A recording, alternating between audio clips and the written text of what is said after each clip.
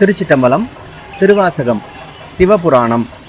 ஆராத இன்பமருளும் மலை போற்றி, சிவன் அவன் என் சிந்தையுள் நின்ற அதனால், அவன் அருளாலே அவன் தாள் வணங்கி, சிந்தை மகிழ சிவபுராணம் தன்னை முந்தை வினைமுழுதும் ஓய உரைப்பன் யான். இதன் பொருள், அடங்காத இன்பமருளும் கருணையின் மலை போன்றவனுக்கு போற்றுதல்கள்.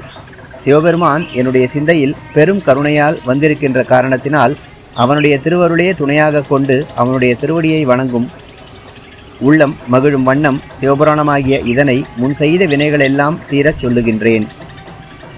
திருச்சிட்டம்பலம்.